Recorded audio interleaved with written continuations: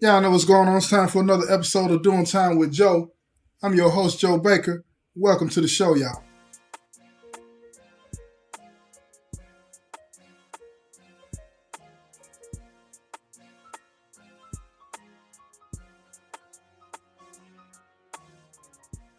Check this out, y'all. This show is one of those that I don't think you've ever heard before.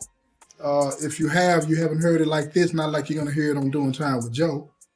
I sat down with this son of this father that he told me that his father wasn't worth a quarter. And that hit me kind of hard in my gut because I remember when my son came to prison, I wondered what he thought about me and how he felt about me. And I got to keep it real. My son never expressed to me that he thought I was worthless. He ain't no problem. He thought I was a pitiful daddy, which I earned that. You know what I'm saying? But putting that in its proper context, what my son was talking about is that I taught him all the wrong things early on. You know what I'm saying? Whether I was there or not, I had an opportunity to influence my son's behavior. And I didn't influence his behavior the right way. And that resulted in a lot of the things that he and his brother, my other son, did, you know. And when I sat down and talked to Tim, this guy, his name is Tim, by the way. And when I sat down and talked to Tim about his father, Rick, he was breaking some things down to me that I had never heard before. And I had to get to the point to where I was like, dang, dude, ain't straight. Now, let me tell you about Rick, okay? Rick is his father. And Rick went to prison when Tim was like under 10. I think he said he was 6 or 7. I'm looking through my notes now. But I think he said he was 6 or 7 years old when his father left and went to prison. His father was a stick-up kid. He was known around town to be real dangerous with that pistol. So when he would bump down on people, you know, they'd be in the crap games and all that kind of stuff, he'd tell everybody, lay it down. Lay it down and get down. He wanted it all, and he would take it. And nobody stopped him. So he would do this stuff, and people had come to expect on the weekends that somebody somewhere was going to get robbed by Rick.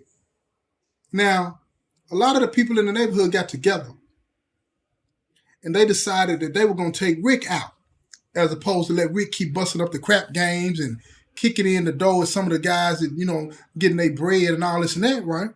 So they paid a couple of guys to knock Rick off, you know?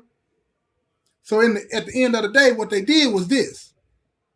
They set up the scene for where it was going to be a big old crap game. And they spread the word that this crap game was going to go down on such and such street at such and such time, right? Big money. Big money. Don't come if you ain't got big money. So Rick, he really thinking he overhearing the business. He said, I'm going to bump down. I'm going. And I'm going to lay them all down. I'm going to walk away with this one. So when he gets there, crap game is booming. Money is everywhere. But it's a setup. But look here. Rick is not stupid. He's not stupid. When he pull up, he come up out the car, lay it down. Everybody face down on the ground. They get face down on the ground. But the two dudes that have been paid to deal with Rick, they hard hitters too. They don't play games either. They don't play games. So Rick going around, he's stepping over the top of them, bending over, picking up the money, putting the money in the bag, and he's laughing and giggling and all this and that, calling them all suckers and bitches and hoes and all of these types of things. And then he gets all the money, and then he's on his way back to the car. He think he done punked them out.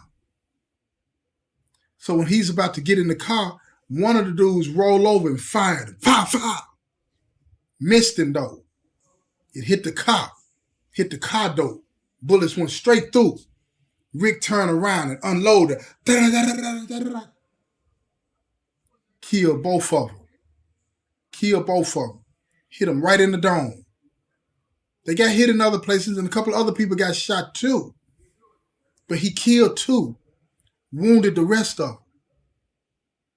Now, you would think street rules dominate this, right? It is what it is and keep it in the streets. But that's not what happened.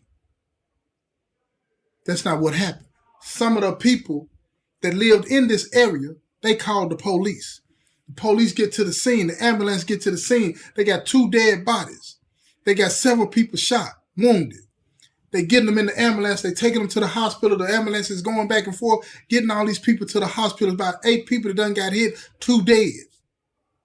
When they get them to the hospital, you know what they do. The police is talking to them, taking statements. They ID Rick. They tell him his full name, his address, and everything. They might even told his birthday. But they knew everything about him because everybody in the city knew Rick. And they were sick of him, though. Now, he got 2 bodies. 2 bodies. But the evidence is weak. Why is that? Because Rick is street made. What does he do? What does he do? He gets rid of the gun. First thing he did, got rid of the gun. They can't find the murder weapon. Ain't no cameras nowhere around. All they have to rely on is everybody out there, former felons. All of them. Everybody got a record. Everybody got a record. They don't have one law-abiding citizen to be able to stand up there and testify that Rick shot anybody. So the case is weak. And then to make matters even more insulting, Rick used some of the money that he got out of the crap game to go pay a lawyer to fight the case. And the lawyer put in work. Because you would think with 2 dead bodies and 8 people wounded that Rick would end up with life, never see the streets again, no nothing, right? But that's not what happened. That's not what happened at all. He ended up with a lot of time, but it wasn't life. A lot of time. And he had a percentage on it. He had to do 60% of it. So he ended up with 50 years. He got to do 60%. So that's roughly half of that plus some. Right? So he's sitting in prison. He goes off to prison. Now you keep in mind, Tim was young then. Like I say, he was under 10 when his pops left. And his reputation was big. His reputation on the streets was bigger than life. See, and that's what happens when a lot of us go to prison. We become these giants of the street. People spread these stories about us like we were just real solid dudes on the streets and that our names should carry weight. Our names should mean something and we should be looked at and revered. So Tim coming up, he's hearing all these stories about his pops. So he sees his pops as somebody to emulate, and I can relate to that because I remember my son Boo telling me the same thing. People talked about the things that I did in the streets that made me appear, that made me seem to him to be 10 feet tall and couldn't do no wrong. So Tim is falling into that same trap. Guess what? He didn't want to be like Mike. He wanted to be like Daddy. He wanted to be like his daddy. So early on in his teenage years, he's going to visit his daddy with his moms, right? They going back and forth to the prison. His dad telling him, look here, I don't want this for you. But he's hearing more from the streets than he is from his dad. He can go see his daddy once a week, but he's in the streets every day. And it's outweighing what his dad is saying. He sees how when people talk about him, they laughing and they smiling, their faces are glowing as if Rick was this dude to be respected. But the people in the streets, they really didn't like him. They feared him. So now Tim is seeing the effect that his dad's name is having on people in the streets. And he wanted it. He wanted it. So he started to follow in his father's footsteps as a teenager. And he picked up a gun. Now, he would go around, when he first started, he would go around telling people, drop it off. He'd catch a little dope boy, somebody in his age group that was trying to get him some money to get him some shoes. Let me get that. Now, they hear the same thing that Tim was hearing in the streets. Man, his daddy Rick, man, he didn't play. He didn't play. He had to shoot out and kill 2 people and wounded 8. So they go in their pocket and come out with whatever they got and they give it to Tim. Now Tim is starting to feel himself, but his reputation is growing. People hearing about him, females hearing about him. They think he's somebody that they should want to be with. Now he's got little girlfriends all over town. Everybody's talking about him like he's that guy. They're talking about him like he's that guy. Now, when he goes to visit his pops, his pops keeping his ear to the streets. When he goes to visit his pops is telling him, I'm hearing about you. I'm hearing what people are saying about you in the streets, son. You're going to end up in here like me. He would tell him that. And his son would tell him, nah, I ain't coming back. I ain't coming to the penitentiary like you. I'm not going to be here with you. But his dad had said, if you keep going down the road you're going down, you're going to be in here with me. So his son said, well, I tell you what, I'm going to keep going to school. I'm going to keep doing my thing. But whenever I need some money, this is what I'm going to do to get it. His dad said, get a job. He hit him back with, you didn't get a job. So see, what happened then was that his father felt trapped by his past. See, his past made him feel like he couldn't be a real father. You understand, to the boy. And that's how I felt a lot of times when I was interacting with Boo sometimes on the phone. And Montrez, that's my oldest son, when they started to do the things that they were doing, I felt like I needed to be more of a friend to them than a father to them. So what I did, I connected them with the people that I was involved with on that dope, and I helped them get dope. Because I felt trapped. How can I be a role model? How can I tell them the right thing to do when I wasn't doing the right thing, when I didn't do right by them? How can I tell them that? But the truth of the matter is I was just supposed to do it. I was supposed to tell them the right thing. But at the same time, I was supposed to have been doing the right thing. But that's not what happened. So Tim is using those manipulative tools to lock his dad in because he's liking what he's feeling from the streets. And he's getting his money. He wasn't going to school to learn. He was going to school to figure out who he was going to rob next. Listening, sitting in the bleachers, listening to the kids talk about who's got this, who's got that, so he could get them. And he was getting them. He was getting them. It got to the point to where they started to alienate him. They try to hide from him. They didn't want to be around him. When they see him coming one way, they go the other way. He was indeed following in his father's footsteps. He was doing exactly what his father was doing. And he was started to be treated exactly how his father was treated. But for some odd, twisted reason, this made him feel big. Now you keep in mind, he's a teenager. He's searching for himself. He's looking for, this thing, this person that he's going to be. So this helped formulate who he was going to be for years to come. Now, it's time to step up because he's a senior. They moved him along. It wasn't because he earned it. The teachers pushing him along. They wanted to get rid of him. They don't want him around. They don't want him around. And he didn't drop out of school because school was his hunting ground. So they pushed him through. And he graduated from school. Understand what I'm saying to you, y'all. When I sat down and talked to him, this dude told me he could barely read and write when he first came to the penitentiary. But now, he's out of school. And he's in the streets.